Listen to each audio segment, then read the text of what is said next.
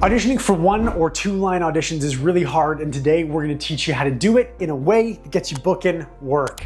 So why is it difficult? It's difficult because 9 out of 10 actors don't give bad auditions, they just give the exact same audition. And that's true when you have like 10 pages of dialogue, let alone when you have 1 or 2 lines. Your ability to stand out from the crowd with a really, really short amount of time is paramount to booking this kind of role. So we're gonna do a little hypothetical. We're gonna say, all right, what's the script in the world that we're operating in? We're gonna say, I'm a police officer. So this is like a cop procedural for a network show. Then we're gonna say the line is, we need to call for backup. This type of role is an entry-level role into the industry. You book it and you get your union card, which you make as much money in a day as you would make in a week or 2 weeks. It's great. Gets you into the industry and gets you starting to be able to build up your career. I have done these. It's a very, very normal thing, and it's hard to book them. In fact, in a lot of cases, it's almost easier to book longer auditions because there's more to sink your teeth into. Most actors don't do it bad, they just all do the same thing. In this case, the line is, we need to call for backup. This is what most actors would do. Stand on the mark,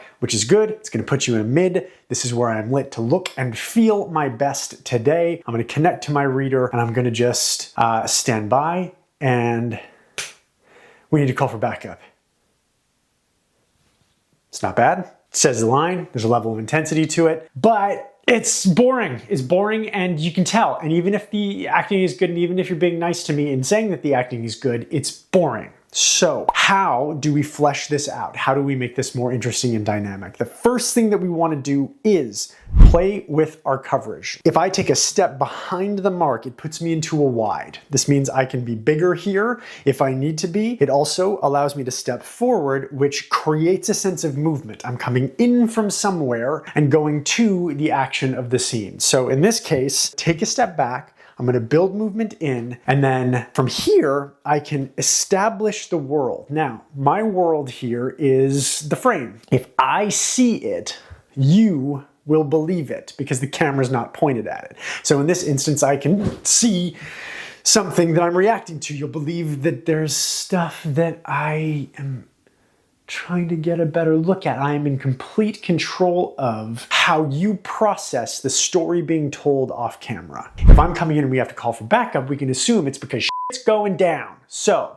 I need backup. Why? Because shit's going down. Then what's my job? To come in and give the lead of the show something to do. We need to call for backup. To wit, they're gonna be like, no, we need backup. And then they're gonna go off and do the rest of the TV show, and we're gonna go back to our trailer and have an existential crisis. But I'm a police officer. I got my weapon under the frame. Obviously, never bring an actual freaking weapon into an audition. It's gonna terrify people. This is just me with my hand on my fist, holding it like I know what I'm doing. And I'm gonna come in with some movement, seeing something, making sure that I'm reacting to it. Then I'm gonna look to whoever the lead is, in this case, my reader. I'm gonna look to them. We need to call for backup. So I'm using all 3 layers of coverage: wide, mid, stepping into a close-up, which makes my performance much more subtle, small. Less goes into keeping the frame alive and active. It gives you more access to my eyes and my thoughts. We have that same standby. I'm existing in the standby as though I'm in my first moment. I call this activity in standby. One thing that you can do is you can then, if you want, to be in complete control of how the audition ends, and hey, we need to call for backup. And then get yourself out of frame.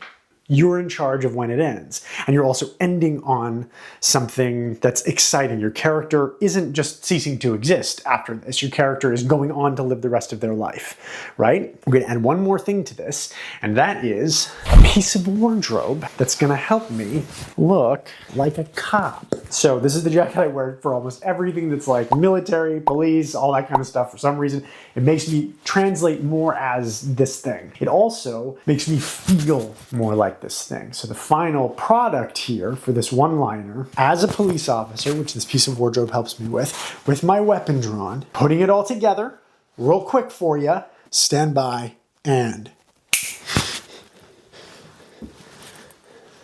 hey, we need to call for backup.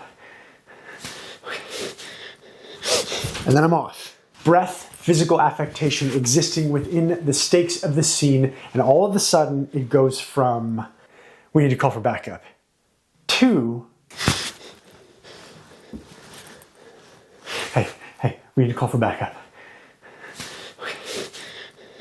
So in an audition for it, you want to show not just, hey, I can stand and act good. You want to show this is the thing that you are asking me to do done. So that they step back and they're like, that's it. That's my show. So coverage, context of what your character is going through, what your character is and the situation that they're in, and then delivering the plot point to whomever you're talking to. I hope you find this helpful. If you do, click like, subscribe, favorite if you really like it, tell all your friends, really appreciate you. This has been DNA, the Blue Wall series. It's a new thing we're trying here. I got all sorts of other much longer form content on the channel, including a comprehensive breakdown of how to audition for horror movies, all sorts of things.